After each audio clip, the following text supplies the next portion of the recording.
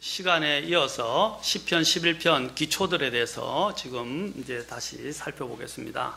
처음에는 기초들이 무너지면 해서 기초의 중요성과 더불어서 기초들에 대해서 살펴보았습니다. 또 지난 시간에는 의인들이 무엇을 행할 수 있으려 하반절에 있는 이제 우리가 의인들이 그 시편 11편을 배경으로 해서 그 배경이 왜 시편 11편 3절이 나오게 되었는지 그 배경을 쭉 살펴보면서 다윗이 결국에는 어디를 향해서 달려갔는지 또 누구를 신뢰했는지 살펴보았습니다. 자, 오늘은 또한 그 다윗이 살펴보고자 했던 그 신뢰이신 주 하나님 또 우리의 믿음의 대상이신 그 예수 그리스도 바로 우리의 오늘 주제가 오늘 제목이 뭐죠? 오늘 제목이 영원하고 안전하고 영원한 기초. 바로 그분이 누구냐면 예수 그리스도이십니다. 그분에 대해서 오늘 살펴보도록 하겠습니다. 기도하겠습니다. 하나님, 다 같이 일어서서 11편 3절 읽고 기도하겠습니다. 그리고 고린도전서 3장 또 11편 3절 고린도전서 3장 11절 우리 같이 봉독하고 말씀을 보도록 하겠습니다. 자, 다 찾으셨습니까? 자, 다 찾으셨으면 한음성으로 오늘 같이 읽도록 하겠습니다. 자, 시작. 무너지면 어려운 자들이 무엇을 할 수 있으리요? 그 다음에 고린도전서 또 3장 11절입니다. 시작. 아무도 이미 놓은 기초 외에 능히 다른 기초를 놓을 수 없나니 이 기초는 곧 예수 그리스도시니라. 기도하겠습니다. 하나님 아버지, 오늘 이 말씀을 높이시고 또한 이 말씀 안에 역사하시며 저희의 부족함을 감추시고 하나님의 권능과 생명만이 이 시간에 나타나고 또한 주님께서 이 말씀을 통해 영광 받으시고 경배 받으시기를 원합니다. 이 모든 것을 주님의 권능의 손에 은혜의 손에 의탁합니다. 함께 해 주옵소서. 예수님의 존귀하신 조남을 받들어 기도하옵나이다. 아멘. 앉으시겠습니다.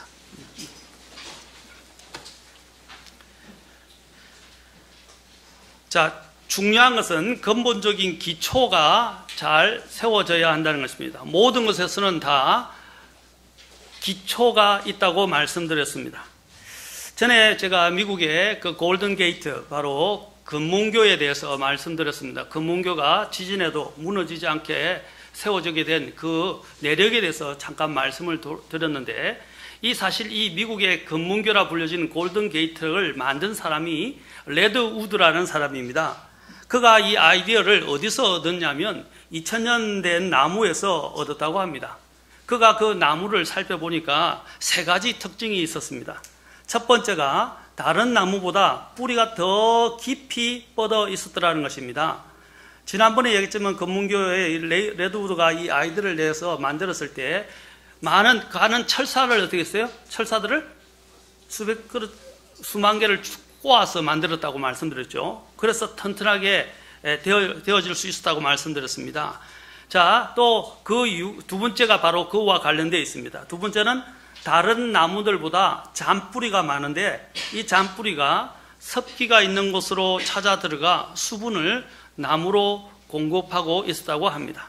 그리고 마지막으로 중요한 것은 그 뿌리가 나중에는 큰 바위를 칭칭 감고 있었다고 합니다. 이것 때문에 2000년 동안이나 온갖 수많은 이런 급변하는 환경 속에서도 쓰러지지 않고 살아남을 수 있었다는 것입니다.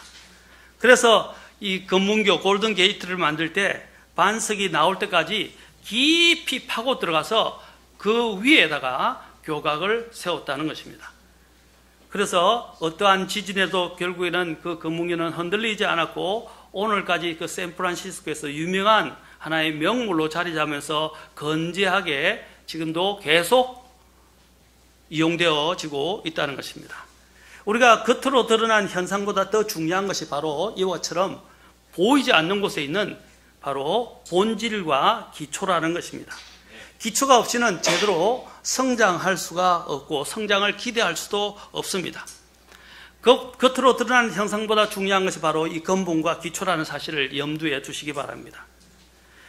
자, 우리의 그러면 오늘 지난 시간에 시편에 보면 11편은 3절에서 다윗이 도망가라고 주변에 있는 사람들이 이런 잘못된 조언을 주었을 때 그는 1절에 있듯이 내가 주를 신뢰하였다라고 말하고 있습니다. 그리고 또한 그는 하나님에 대한 의지를 하면서 4절에서 주께서는 자신의 거룩한 전에 계시며 주의 왕자는 하늘에 있도다. 자, 그가 바라본 것은 무엇이었습니까?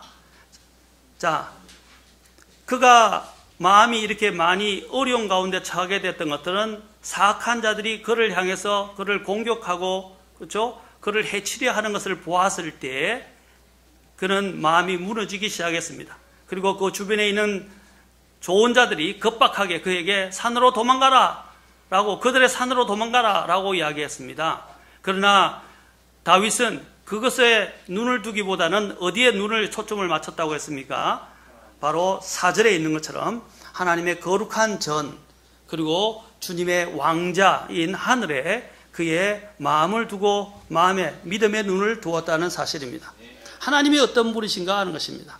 5절에서 하나님은 주께서 의로운 자는 단련하시되, 바로 하나님이 어떻게 일하고 계신가를 그는 여기서 살펴보았던 것입니다.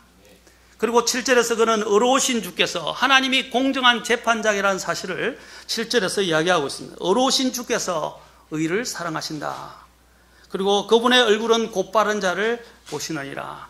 바로 그는 하나님께서 그 얼굴을 돌리지 않냐고 그분을 사랑하는 자들에게 그분의 자상한 얼굴과 또한 그들을 대면하여 지켜보신다는 사실입니다. 자, 그것에 다윗은 마음을 들고 그의 마음을 어디에 두었다고 그랬습니까? 도망가지 않고 바로 하나님과 하나님이 계신 곳을 향해서 그의 눈을 돌렸다는 사실입니다. 자, 오늘 이 눈은 그가 신뢰를 뒀던 그 하나님은 누구입니까? 오늘날 바로 우리의 믿음의 대상이라고 할 수 있는 주 예수 그리스도이십니다. 자, 주 예수 그리스도는 우리의 영원하고 안전한 기초가 될 수 있는 것이 이 성경에서 제가 앞으로 살펴볼 것인데 4가지가 있는데, 첫째는 바로 주 예수 그리스도이십니다. 두 번째는 바로 하나님의 말씀입니다. 세 번째는 하나님의 왕국입니다. 네 번째는 또 하나님의 왕국이고, 네 번째는 바로 주 예수님의 교회입니다. 자, 오늘은 먼저 주 예수 그리스도에 대해서, 바로 우리의 영원하고 안전한 기초가 되는 바로 그 주 예수 그리스도에 대해서 살펴볼 것입니다. 자, 우리가 마태복음 16장으로 가보면 먼저 예수님께서 베드로와 제자들에게 물으셨습니다. 사람들이 나 곧 사람의 아들을 누구라고 하느냐라고 주님께서 물으셨어요, 그들에게. 그러자 그들이 이렇게 대답했습니다. 마태복음 16장 14절에 보면 어떤 이들은 주께서 침례자 요한이라고 하고, 어떤 이들은 엘리야라고 하며, 다른 이들은 예레미야나 대언자들 중에 하나라고 하나이다 라고 대답했어요. 자, 그러자 그분께서 이제 15절에서 그들에게 이르시되, 그러나 너희는, 그들은 뭐라고 이야기하든지 간에 너희는 나를 누구라고 하느냐라고 했을 때 베드로가 또 성령님에 이끌려서 그는 이렇게 고백했습니다. 주는 그리스도시요 살아계신 하나님의 아들이시니이다. 주는 그리스도시요 살아계신 하나님의 아들이라고 했습니다. 살아계신 하나님의 아들이란 말은 제가 전에도 말씀드렸죠. 요한복음에서 하나님의 아들이란 표현은 하나님과 동등한, 그리고 하나님과 동등한 분이라는 것을 이야기하는 것이고, 유대인들은 이것을 잘 인식하고 있었다고 말씀드렸습니다. 그래서 예수님께서 마태복음 16장 17절에서는 이 베드로를 칭찬하십니다. 시몬아, 내가 복이 있도다. 그것을 내게 계시한 이는 살과 피가 아니요 하늘에 계신 내 아버지시니라.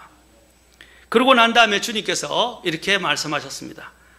너는 베드로라. 이 반석 위에 내가 내 교회를 세우리니 지옥의 문들이 그것을 이기지 못하리라.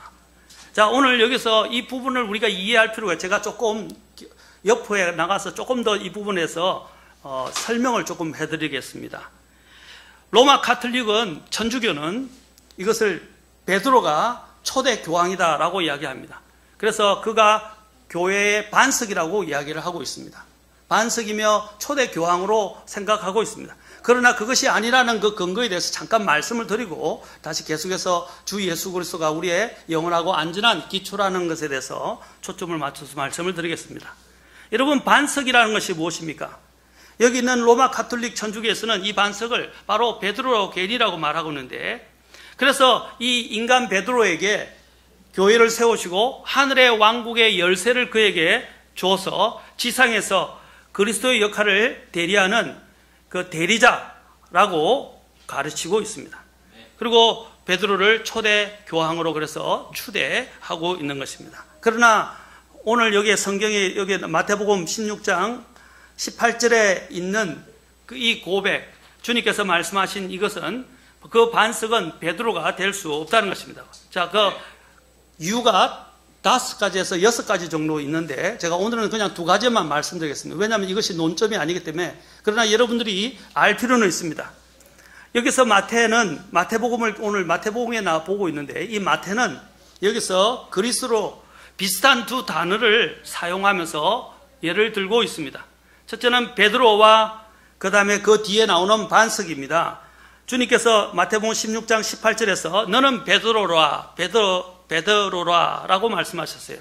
이 반석 위에 내가 내 교회를 세우리니 라고 말씀하셨어요. 자, 이 헬라어를 보면요, 그리스어를 보면 이 단어가 비슷한 단어입니다. 하나는 베드로라는 단어이고 하나는 반석이라는 단어입니다. 베드로라는 이름은 주 예수님께서 베드로의 원래 이름인 시몬이었어요. 시몬 베드로라고 부르죠. 시몬에서 이 시몬은 갈대라는 뜻을 갖고 있습니다. 그런데 이 갈대라는 뜻을 갖고 있는 이 시몬에서 이제 베드로에게 베드로라는 이름을 그에게 지어주셨어요. 그래서 이 베드로라는 이름은 뭐냐면 작은 돌 또는 조약돌이라는 뜻입니다. 작은 바위를 뜻하기도 하고 작은 돌을 뜻합니다. 또 어떤 때는 조약돌을 또 뜻하기도 합니다. 그래서 주님께서 친히 그에게 지어주신 이름이었습니다. 요한복음 1장 42절에서 주님께서 그에게 이름을 지어준 내용이 여기에 나옵니다. 자, 아람어로 보면, 아람어, 고대 시리아어로 보면, 이 아람어로는 게바라고 이야기하는데, 이 게바는 그리스어로 이야기하면 바로 아까 이야기했던 베드로, 돌이라는 뜻입니다. 그리스어 이 명사에는 여러분이 그리스를 공부하면 영어도 마찬가지지만 성별이 있습니다. 우리나라에는 성별이 그렇게 뚜렷하지 않지만 영어나 특히 그리스 보면 히브리도 마찬가지로 성별이 다 있습니다. 이 베드로라는 이름의 그리스어는 아까 작은 돌, 조약돌을 뜻한다고 했는데 이것은 남성형 명사로 쓰였습니다. 그 베드로의 이름은 남성형 명사였다는 것입니다. 페트로스라는 남성형 명사입니다. 그런데 두 번째 아까 내가 이 반석 위에 내 교회를 세우리니 라고 말씀하셨어요. 그렇죠? 내가 내 교회를 세운다 할 때 이 반석은요, 이 반석 위에 내 교회를 쓸 때 이 반석은 페트라라는 단어를 썼습니다. 이 페트라라는 단어는 여성형 명사입니다. 자, 베드로가 여기 페트로스라는 남성형 명사를 썼지만 여기 있는 이 반석에 대해서는 여성형 명사를 썼다는 것입니다. 자, 그러면 반석은 베드로가 될 수 없다는 것을 우리가 이해할 수 있죠? 네. 맞습니까? 네. 남성형 베드로 이름에 교회를 세우겠다고 한 게 아니라 여성형 명사인 페트라 위에 세우겠다고 말씀하셨어요. 네. 이것은 남성 명사에서 파생되어진 것이에요. 여기서 이 페트라에서 된 것이 파생된 것이 남성 명사 페트로스입니다. 페트라는 영원한 산에 심겨진 거대한 바위나 거대한 아까 제가 이야기했던 금문교가 그 보면 그렇죠? 반석을 파괴된 이유가 그 2000년 된 나무가 바위를 칭칭 감고 있는 데서 아이디어를 했다 그랬죠. 바로 여기 이야기하는 것 같은 그런 거대한 바위를 이야기하는 겁니다. 움직일 수 없는 바위를 말하는 것입니다. 자, 바울은 자, 여기서 우리가 알 수 있는 것은 결코 교황이 초대 교회의 머리가 교회의 주춧돌이 베드로가 될 수 없는 이유가 여기 있다는 것입니다. 지금 여기서 주님께서 말씀하실 때 그 반석은 여성형 명사로서 무엇을 가르치느냐 하면요, 바로 아까 마태복음 16장에서 사도 베드로가 고백했던 그 신앙의 그 고백을 가리키는 겁니다. 그 고백을 여성형으로 받은 거예요. 그 고백이 뭐였습니까? 그 고백이 뭐라 그랬어요? 주는 그리스도시요 살아계신 하나님의 아들이시니다. 이 고백 위에 교회가 세워졌다는 것입니다. 이 고백 위에, 베드로 위에 교회가 세워진 게 아니고, 그래서 베드로가 초대 교황이 되는 것이 아니고, 그 교회는 반석이신, 바로 그 반석은 무엇을 말하는 것입니까? 예수님에 대한 그 베드로의 신앙 고백 위에 교회를 세우겠다고 말씀하신 것입니다. 또한 바울은 출애굽 당시 이스라엘 백성에 대해서 말하면서 고린도전서 10장 4절에 보면 그리스도를 또한 반석이라고 부르고 있습니다. 자, 고린도전서 10장 4절 가서 한번 보겠습니다. 10장 4절 같이 읽을 필요가 있습니다. 자, 고린도전서 10장 4절. 이것도 중요한 구절 중에 하나입니다. 자, 10장 4절에 보면, 자, 여기 이 배경을 이해하기 위해서 1절부터 4절까지 한번 읽겠습니다.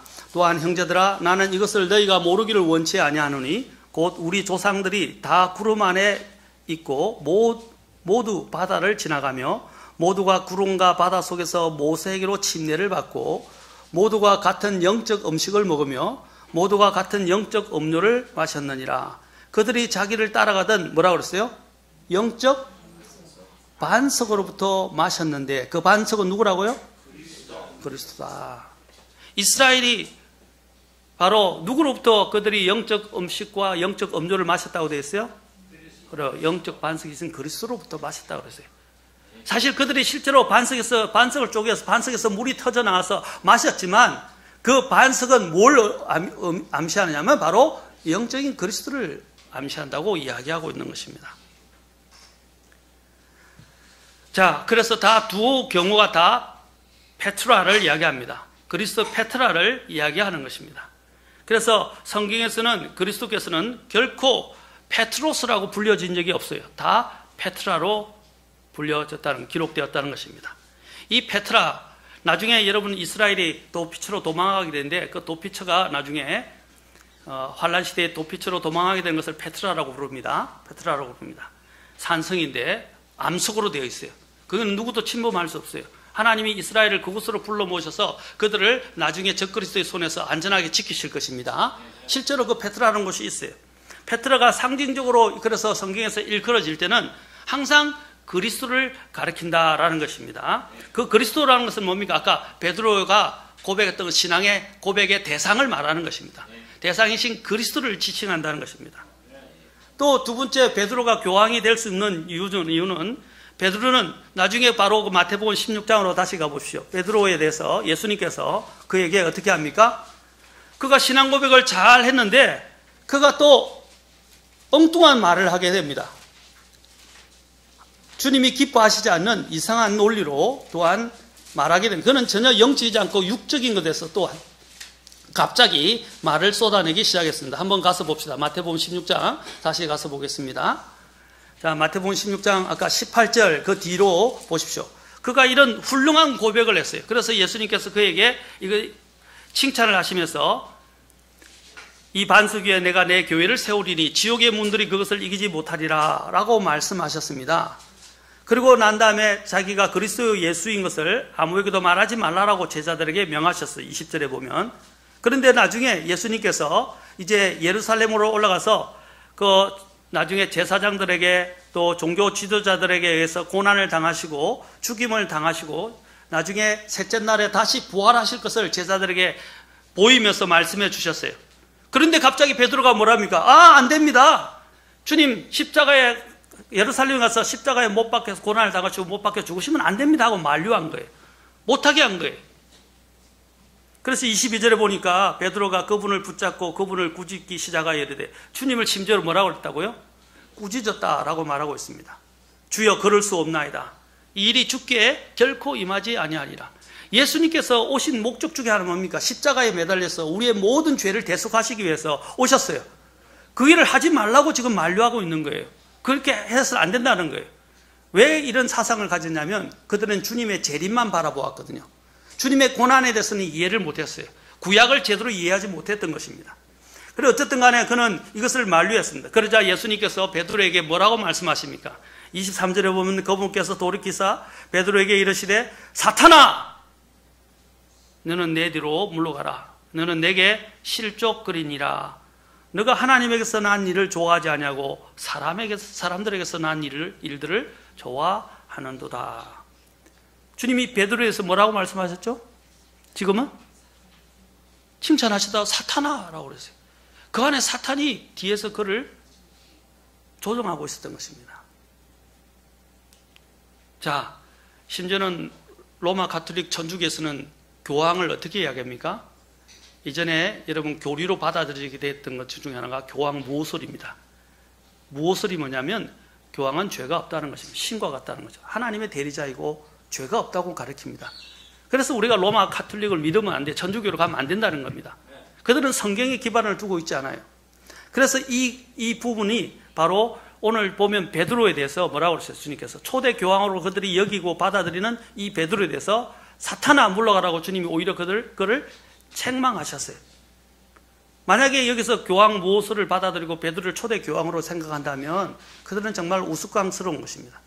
우스운 일이에요. 주님은 베드로에 대해서 책망하셨어요. 나중에 뒤에 보면 나중에 나오지만 사도 바울에 의해서도 책망을 받습니다. 베드로가 갈라디아서를 보면 사도 베드로에 의해서도 책망을 받습니다. 그 외에 세 가지 더 이유가 있는데 그 이유는 다음에 제가 오늘 주제가 아니기 때문에 말씀을 드리지는 않겠습니다. 자, 그는 예수님께로부터 또한 책망을 받았다는 것을 보게 됩니다. 그래서 베드로는 여기 이해하는 교회의 기초가 되는 반석이 아니다. 곧 다시 말해서 교회의 기초는 누구라고요? 바로 예수 그리스도다. 그 예수 그리스도인데 그 교회를 이루는 사람들은 뭡니까? 사도 베드로처럼 예수님을 그리스도시요 살아계신 하나님의 아들이라고 신앙 고백을 하고 정말로 구원받은 사람들이 모인 것이 교회예요. 건물이 교회가 아니라고요. 우리가 편의상 그냥 교회 간다 그러면서 교회당을 가는 건데 교회 간다고 이야기하는데 원래 교회라는 말은 예수님에 의해서 거룩히 구별받은 사람들, 다시 구원받은 사람들이 모여진 지역 모임이 교회예요. 그러니까 여러분들이 교회라는 것입니다. 맞습니까? 저와 여러분이 건물이 아니에요. 그런데 많은 사람들이 잘못 믿고 있어요. 건물이 교회라고 생각하는 것입니다. 건물을 짓는 것이 교회를 세우는, 그래서 그것을 성전이라고까지 이야기합니다. 아닙니다. 저와 여러분이 모여서 형성하고 있는 믿는 자들의 모임이 교회예요. 그게 성전이에요. 잘못 이해하면 안 된다는 것입니다.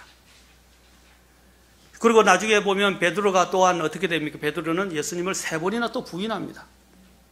그렇게 이야기한다면 베드로는 오점이 너무 많은 사람이에요. 이런 사람이 교회를 세울 수 있습니까? 아닙니다. 무너져 내려버릴 것입니다. 우리는 무너져 내리지 않는 것 위에 우리의 믿음을 세웠고 무너져 내리지 않는 것 위에 바로 우리의 교회를 세웠다는 사실을 기억하셔야 합니다. 바로 그 무너져 내리지 않는 그 기초의 반석이 되는 분은 누구입니까? 바로 주 예수 그리스도라는 것입니다. 인간 베드로가 아니라 베드로가 신앙을 고백했던 반석이신 예수 그리스도가 바로 우리의 기초이자 우리의 반석이 되시는 것입니다. 주님께서 저와 여러분의 믿음의 기초를 어디에 세우기를 원하십니까? 주님께서 또한 저희의 교회가 어디에 기초를 두고 세워지기를 원하십니까? 조약돌이나 작은 돌이 아닌 바로 주 예수 그리스도라는 그 반석 위에 영원히 견고하게 버티고 남은 이 세상의 심판날에도, 그렇죠? 심판날에도 끄떡없이 심판을 지탱할 수 있는 바로 주 예수 그리스도 위에 우리의 믿음의 고백을 놓고 우리의 믿음의 기초를 놓고 세워지기를 간절히 원하신다는 것입니다. 만일 인간 베드로 위에 교회가 세워졌다면 교회는 이미 무너지고 해체되어서 역사의 현장에서 사라졌을 것입니다. 왜냐하면 아까 들어가지만 지옥의 문들이라는 강한 권세를 가진 지옥의 문들이 있었기 때문입니다. 그렇죠? 만약에 베드로 위에 세워졌다면 그 지옥의 문들을 이길 수가 없었을 거예요.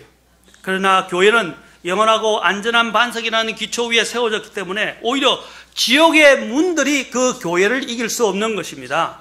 맞습니까? 그 신앙 고백 위에 세워진 자들을 어떻게 그 무너뜨릴 수 있습니까?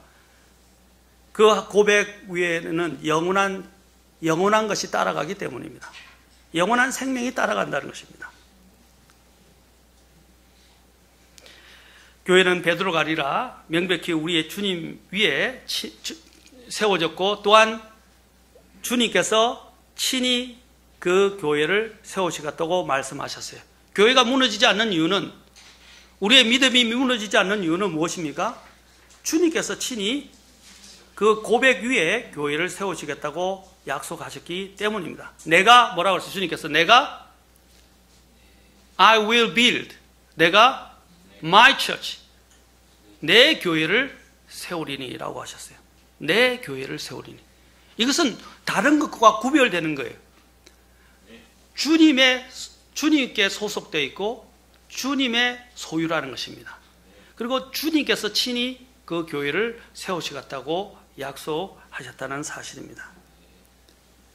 자, 그래서 이 교회는 누구의 것도 아니에요. 주님께 것입니다. 누구 개인에게 속한 것이에요. 우리는 그분의 몸의 지체이고 그분의 몸의 일부분이지 우리가 소유주가 아니에요. 그 소유주는 바로 우리 주 예수 그리스도입니다. 어떤 돈 많은 사람이나 권력 있는 사람이나 이 교회에 오래 다녔던 사람의 소유가 아니라 우리 주님의 소유라는 사실을 기억해야 합니다. 우리는 그분의 청지기에 불과합니다. 자, 바로 이 반석, 예수님에 대한 이 신앙 고백 위에 예수님께서 이 교회를 세우시겠다고 하셨습니다. 그러므로 예수님을 주로 고백하는 모든 사람들이 존재하는 주님의 교회는 절대로 영원히 무너지지 아니할 것입니다. 어떠한 지옥의 문들도 그 교회를 무너뜨릴 수 없습니다. 왜냐하면 주님이 세우셨고 주님이라는 그 신앙 고백 위에 영원한 고백 반석 위에 세워졌기 때문에 무너지지 않는다는 것입니다. 다른 모든 것들은 무너지게 되어 있습니다.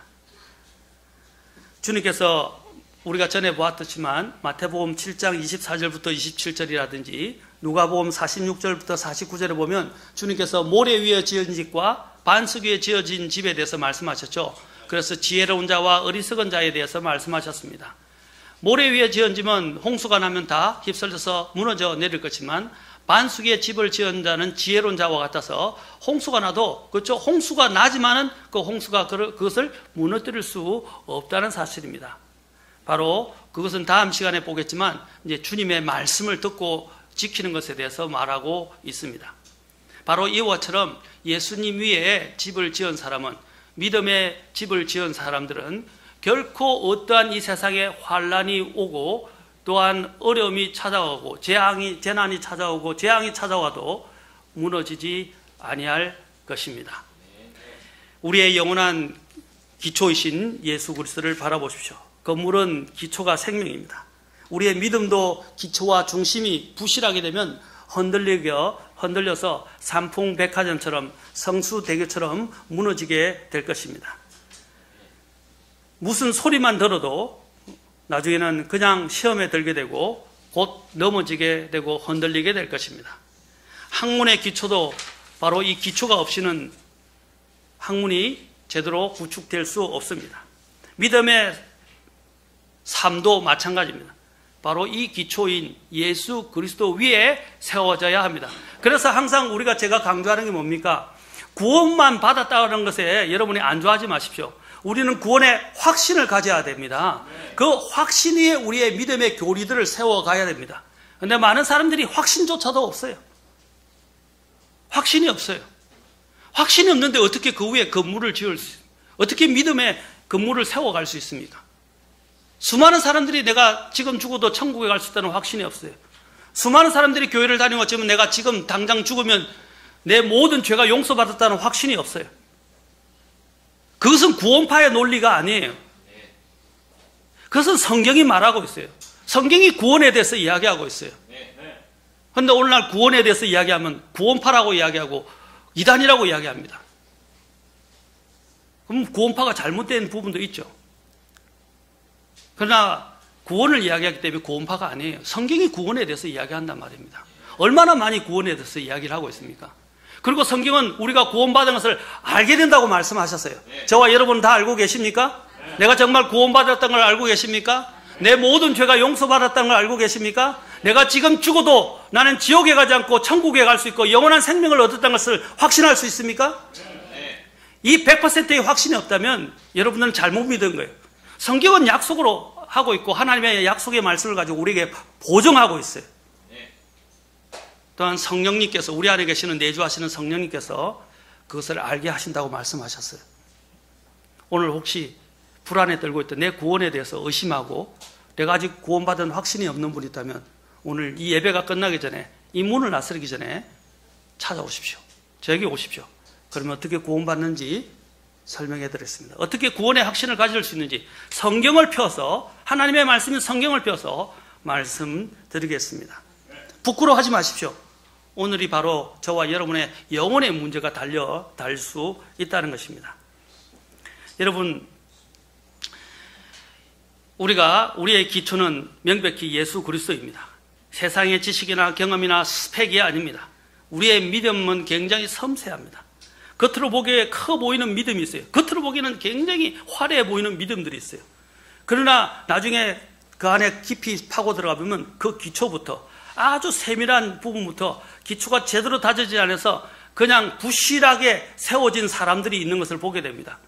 여러분, 그렇게 되면 안 됩니다. 여러분의 내면을 한번 확실히 살펴봅시오. 나는 정말 예수 그리스도라는 확실한 기초 위에 여러분 구원의 확신을 가지고 여러분의 믿음이 세워지고 있느냐를 한번 검토해 보셔야 됩니다. 살펴보셔야 된다는 것입니다. 건물을 잘 지으려면 꼭 필요한 것이 바로 주춧돌입니다. 우리는 그것을 따르는 성경에서는 머릿돌이라고 부르고 있습니다. 요즘은 건물을 지을 때 기초를 철골과 콘크리트를 부어서 만듭니다. 콘크리트로 튼튼하게 기초를, 철골을 쫙 깐 다음에, 그렇죠? 콘크리트를 붓죠. 그래서 기초 전체를 만든 다음에 그 위에 벽돌이나 아니면 시멘트를 또 부어서 쌓아 올립니다. 그러므로 요즘은 이 모퉁이 돌이 뭔지 모르는 사람들이 있어요. 여러분들이 이제 혹시나 궁금하시면 직접 구글에 가서 검색을 한번 해보십시오. 검색을 해보시면 그 안에 모퉁이 돌 또는 영어로 코너스톤이라고, 코너, 구석이죠. 코너스톤이라는 단어를 한번 쳐보십시오. 그러면 그림들, 이미지를 가면 그림들이 나와요. 그러면 여러분들이 이해할 수 있어요. 여러분, 벽들과 벽을 세우기 전에, 건물을 짓기 전에 건물과 건물들이 맞닿는 곳 있죠. 그 맞닿는 곳에 뭘 넣습니까? 모퉁이돌을 넣어요. 그리고 그 모퉁이돌을 놓는 것에 건물을 잇고 그 다음에 건물을 세워가기 시작합니다. 이 모퉁이돌은 굉장히 중요해요. 주춧돌이라고 아까 불린다 그랬죠? 초석이라고 불리는 거예요. 초석. 우리 요즘은 아까도 얘기했지만 시멘트로 깔기 때문에 초석이 없는데, 옛날에는 모든 것이 쌓아 올리는 것이었기 때문에, 벽돌이나 돌을 쌓아 올리기 때문에 항상 초석을 먼저 딱 세우고 거기에 맞춰서 건물을 세워 올렸다는 사실입니다. 그래서 예수님을 뭐라고 부르는 겁니까? 예수님을 코너스톤이라고 부릅니다. 모퉁이돌이라고 부르는 겁니다. 때로는 머릿돌이라고 부릅니다. 모퉁이돌. 그리고 예수님이 모든 것들, 우리의 믿음을 형성하는 데 가장 기초가 된다는 것입니다. 오늘날 교회 많이 다니는 사람들이 아직도 예수 그리스도를 모르는 사람들도 있어요. 그냥 신앙적으로 오래 다니면 집사 주고 장로 주고 뭐 이렇게 하면서 그냥 종교 놀이를 하고 있어요. 그것이 아니라는 것입니다. 확고하게 우리의 믿음의 기초이신 예수 그리스도 위에 우리의 모든 것들이 세워져야 합니다. 교회가 세워져야 합니다. 우리의 믿음의 교리가 세워져야 합니다. 아직도 예수 그리스도를 만나지 못한 분은 지금도 늦지 않습니다. 머리로만 예수 그리스도를 알고 있는 분도 머리로가 아니라 마음으로부터 정말 깨달아서 예수님을 나의 구주와 주님으로 영접해야 합니다. 그분을 진정으로 인격적으로 만나지 못한다면 나의 구원은 헛된 것입니다. 나는 잘못된 불안전한 기초 위에 집을 세우는 것 같습니다. 아무리 그 이후로 그러한 불안전한 기초 위에서 교회를 열심히 나가고 봉사를 많이 하고 헌금을 많이 하고 아무리 여러분이 선하게 선행을 많이 베푼다 할지라도 그것은 기초가 없는 것이기 때문에 다 무너져 내립니다. 모든 것들은 여러분들이 이 예수 그리스도라는 그 확실한 그 기초 위에 여러분의 믿음을 두시고 여러분의 이 믿음의 인생의 건물을 세워 가실 수 있기를 바랍니다. 우리가 불안전하고 불확실한 이 세상에서 우리는 우리 인생의 이 모퉁이돌을 바로 예수 그리스도 위에 세워야 됩니다. 예수님은 우리의 믿음과 실행과 능력과 생명의 기초가 되시는 분입니다. 모든 만물이 그분에 의해서 창조되었고 모든 만물이 그분으로 말씀으로 말미암아 존속되고 있고 모든 것들이 나중에 그분에 의해서 심판을 받게 되실 것입니다. 예수님이 나중에 심판자였어요. 재판장이란 말입니다. 재판장.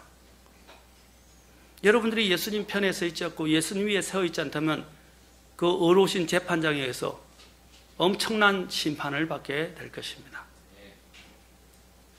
우리는 우리의 삶을, 우리 인생을 이 기초가 되시는 예수 그리스도 위에 세워야 합니다. 그분의 말씀에 따라 또한 건축을 해야 합니다. 그래야 아까 뭐라 했어요? 영원한 기초이신 예수님에 세워야 또 영원한 안전이 보장되는 것입니다. 안전이 보장되는 거예요. 오늘날 많은 사람들이 안전 이야기잖아요. 그렇죠? 오늘 안전을 이야기하지만 모든 것이 불안전해요. 이 세상에는 어떠한 것도 안전한 것이 없어요. 그러나 여러분들이 이 세상을 견디고 장차 올 세상의 심판을 견딜 수 있는 유일한 안전의 기초는 예수 그리스도입니다. 예수 그리스도를 믿는 자는 사람은 사망에 이르지 않고 또한 심판에 이르지 아니할 것입니다. 아멘. 그 위에 두십시오. 그러면 여러분은 마음이 평안해집니다. 이 세상이 빼앗아갈 수 없는 그 평안이 여러분의 마음을 지배합니다. 저도 한때 죄 때문에 괴로워하고 죄 때문에 잠을 못 이루고 불면증에 시달리다가 지옥으로 막 맨날 밤마다 꺼져 내려가는 계속 고통을 당했었어요. 그러나 예수 그리스도를 인격적으로 만나고 난 뒤부터 그 기초라는 그 위에 내 믿음의 토대를 세운 뒤로부터는 그 모든 불안정감이 다 사라졌어요. 저에게 평안이 찾아오기 시작했고 기쁨이 찾아오기 시작했어요. 그 위로부터 저의 인생이 바뀌기 시작했어요. 구약 성경에서 솔로몬이 건축을 한 기간이 한 20년 되는데 성전을 건축하는데 하나님의 성전을 건축하는데 7년이었어요. 정확하게 7년 6개월입니다. 그러고 난 다음에 솔로몬이 13년, 그 후 13년을 자신의 집을, 궁전을 건축하는데 보냈습니다. 20년이 걸린 거예요. 건물을 짓는데. 그가 먼저 건축한 게 뭐라고요? 성전이었다. 이건 중요한 의미를 이야기하는 것입니다. 우리의 삶에 가장 먼저 건축해야 될 겁니까? 바로 이 성전이신 곧 우리의 믿음의 대상인 예수 그리스도와 또 그분과의 관계를 이야기하는 것입니다. 거기 열왕기 상에 나타납니다. 또한 여러분 성전을 공부해 보면 성전을 지을 때 제일 먼저 뭐부터 짓는지 아십니까? 제일 먼저 지성소부터 지어요. 지성소. 그 다음에 성소, 그렇죠? 이제 뜰 이렇게 짓는데 항상 뭡니까? 하나님 중심이었다는 것을 보게 됩니다. 우리가 하나님께 나아갈 때는 어떻게 해요? 뜰을 거쳐서 성소를 거쳐서 지성소로 하나님의 영광이 머무는 지성소로 갈 수 있습니다. 그러나 하나님의 집을 지을 때는 어디서부터 시작했어요? 지성소부터 짓기 시작했다는 사실을 기억해야 됩니다. 이번에 지난 수요일 날 우리 한 목사님이 학계를 가지고 굉장히 중요한 설교를 했어요. 1장. 여러분들이 인터넷에 가셔서 꼭 학계의 그 말씀을 꼭 들어보십시오. 정말로 저도 굉장히 도전을 많이 받았고 다시 생각해 보게 되는 계기가 되었습니다. 학계 1장을 통해서 하나님의 집이 피폐됐는데 사람들이 각자의 집으로 돌아가고 각자 집을 짓는데 그냥 몰두했다는 거예요. 그러자 학계를 통해서 주님께서 그들을 굉장히 책망하셨어요. 하나님 집에 피폐됐는데 자기들의 개인적인 사생활과 자기들의 집을 짓는 데만 몰두했던 거예요. 그래서 하나님께서 이제 그들을 책망하시면서 하나님의 집에 대한 관심을 가질 것을 그들에게 독려하신 내용이 나옵니다. 마찬가지로 우리 인생에서 가장 먼저 지어야 될 게 뭡니까? 인본주의가 아니라 하나님주의가 되어야 됩니다. 알겠습니까? 하나님 중심주의가 되어야 돼요. 신본주의라고 이야기하는데 신이란 말보다는 하나님 중심주의로 우리의 믿음의 모든 것들을 바꾸십시오. 그냥 그것이 명령이고 그것이 좋기 때문이 아니라 그것이 결국에는 내가 안전해지고 내가 영원한 생명을 얻고 내가 하나님께로부터 주는 영원한 상속을 받는데 필수적이기 때문입니다. 불교든지 모슬렘이든지 힌두교든지 유해지 종교든지 그 어떤 종교도 다 모래 기초에 불과합니다. 불교의 부처든 모슬렘의 마호메트든 로마 가톨릭의 교황이든 마릴 성도 예수 그리스도의 교회라 불리는 몰몬교회 창시자 요셉 스미스든 제7일 안식교회 윌리엄 밀러, 엘렌 하이트든 여호와의 증인의 창시자인 찰스 러셀이든 장로교의 창시자인 칼빈이나 또한 저빙글리든 감리교회 또한 창시자인 웨슬리든 그들은 모두 인간에게 기원을 두고 있어요. 그러나 침례 성도들은 예수 그리스도 위에 기원을 두고 있다는 사실입니다. 우리는 어느 누구 인간 위에 우리의 기초를 두고 있지 않습니다. 하나님이시자 사람이신 예수 그리스도 위에 우리의 믿음의 기초를 두고 거기에 따라서 섬기는 사람들이 바로 침례 성도들입니다. 교단이 아니에요. 교회는 믿음의 고백의 대상인 예수 그리스도 위에 지어지는 것입니다. 많은 사람들이 교회 안에서 각종 프로그램들과 각종 종교의식들과 전통들과 인간의 유정들과 또 세상의 방식과 철학을 기준으로 막 움직여 갑니다. 그러면 안 됩니다. 아무리 교회가 프로그램이 많고 교회가 활발하고 크다 할지라도 교회는 그곳에 기초를 두는 것이 아닙니다. 예수 그리스도와 인격적인 관계를 갖고 있는 사람들이 유기체적으로 교회를 세워가야 합니다. 그 유기체를 세우는 데 있어서 가장 중요한 건축 방법은 성경에 게시되어 있습니다. 그래서 성경을 읽으라는 것입니다. 성경을 공부하라는 것입니다. 사도행전 4장 12절을 말씀하십니다. 다른 사람 안에는 구원이 없나니 하늘 아래서 우리를 구원할 다른 이름을 사람들 가운데 주지 아니하셨느니라. 하늘 아래서 구원을 받을 만한 다른 이름을 주신 적이 없어요. 여기도 구원에 대해서 이야기하죠? 맞습니까? 요즘 사람들은 구원에 대해서 하면 구원파, 구원 이야기하지 말라고 이야기합니다. 아닙니다. 구원은 아무리 강조해도 지나치지 않아요. 예수 그리스도는 아까 제가 영원한 기초라고 말씀드렸어요. 두 번째는 예수 그리스도는 가장 안전한 기초다라는 것입니다. 자, 안전한 기초라는 것은 예수님이 움직이지 않는, 요동치지 않는 어떠한 심판도 견딜 수 있는, 그렇죠? 견딜 수 있는 안전한 바위이십니다. 움직이지 않습니다. 예수님은 요동하지 않는다는 것입니다. 그래서 다윗이 뭐라고 고백하고 있습니까? 다윗이 이렇게 고백합니다. 주는 나의 반석이시요 나의 요새시요 나의 구출자시요 내가 신뢰할 나의 반석이 되시는 하나님이시요 나의 방패시요 나의 구원의 뿌리시요 나의 높은 망대시며 나의 피난처시요 나의 구원자시로다. 주께서 나를 폭력에서 구원하시나이다. 사무엘하 22장 2절과 3절에서 말했어요. 그러면서 또한 22장 32절에서 이렇게 말합니다. 주 외에 누가 하나님이리요? 우리 하나님 위에 누가 반석이리요? 아멘. 이것을 시편 18편에서 그대로 또 인용을 하고 있어요. 다윗이. 그리고 시편 62편 2절에서도 오직 그분만이 나의 반석이시요 나의 구원이시요 나의 방벽이시니 내가 크게 뭐라고 그러냐면 흔들리지 아니하리라. 아멘. 흔들리지 않아 요동하지 않는다라고 말하고 있어요. 자, 예수님은 아까도 말씀드린 영적 반석이 되십니다. 여러분, 영적 반석에 대해서 이야기인데 잠깐 다음에 더 자세하게 보지만 이 영적 반석은요, 그냥 반석이 깨져서 물이 나와서 마신 게 아니고요, 이 영적 반석을 통해서 이스라엘 백성들이 물만 마신 게 아닙니다. 두 가지가 더 있어요. 그 다음에 그래서 영적 음료라고 말하는 거예요. 그것을 다음에 제가 말씀드리겠습니다. 숙제입니다. 한번 찾아보세요. 두 가지가 더 있어요. 물만 마신 게 아니에요. 영적 반석에서 물만 나온 게 아니에요. 그 속에서 무엇이 나는지 성경에는 두 가지를 더 말하고 있어요. 한번 찾아보십시오. 다음에 제가 이 맞춘 분에게 상을 주겠습니다. 자, 예수님에 대해서 친히 베드로전서 2장부터 2장 4절부터 8절에서 바로 예수님께서 반석이라고, 안전한 반석이라고 말하고 있습니다. 모퉁이 돌이라고 말하고 있습니다. 그러나 불순종하는 자들에게는 그것이 뭐라고 그랬어요? 그들에게 걸림돌과 실족하게 하는 반석이 될 것이라고 그랬습니다. 그러나 이 반석을 의지하는 자는, 베드로도 이 반석이 누구라고 말하고 있습니까? 예수 그리스도라고 말하고 있어요.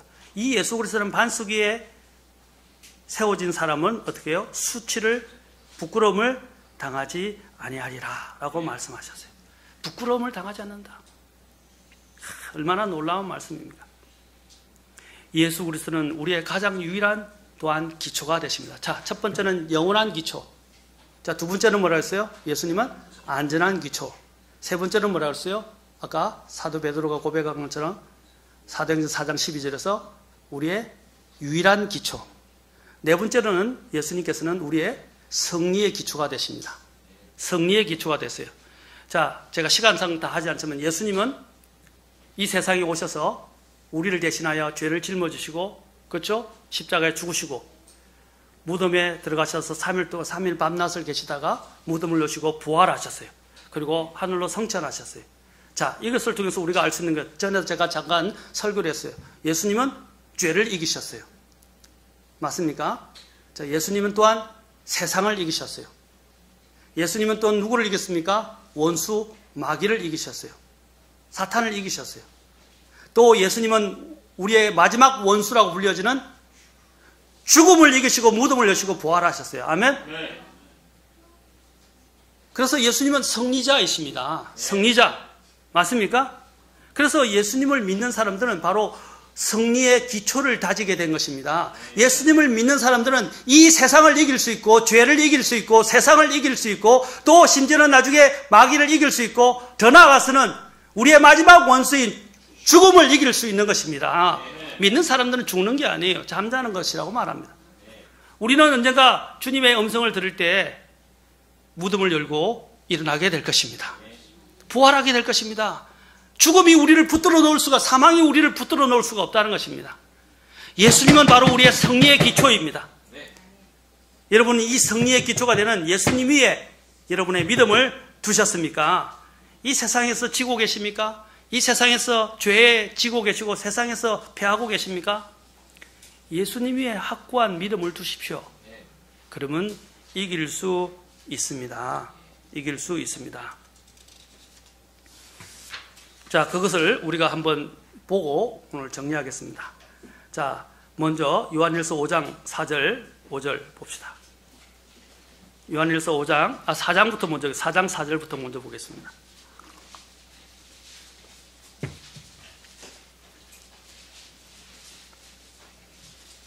자, 요한일서 4장 4절입니다. 다 같이 한 음성으로 읽어보겠습니다. 그리고 요한일서 5장 4절, 5절 읽겠습니다. 한번 같이 읽겠습니다. 4장 4절입니다. 시작. 어린 자녀들아, 너희는 하나님께 속하였고 또 그들을 이겼나니 이는 너희 안에 계신 분이 세상에 있는 것보다 더 크시기 때문이라. 뭐라고? 우리가 이겼다라고 말하고 있어요. 우리는 하나님께 속하고 우리가 이겼다라고 말하고 있어요. 믿는 자는. 왜? 우리 안에 계신 분이 세상보다 크시기 때문에. 아멘. 그 다음에 요한일서 5장 4절 5절 보십시오. 자, 그럼 뭐라고? 바로 뒤에서 같이 읽겠습니다. 시작. 무엇이든 하나님에게서 난 것은 세상을 이기느니라. 세상을 이기는 승리는 이것이니 곧 우리의 믿음이니라. 예수님께서 하나님의 아들이심을 믿는 자가 아니면 누가 세상을 이기는 자냐. 아멘. 그 다음에 또 로마서 8장 가서 보겠습니다. 로마서 8장 35절부터 37절입니다.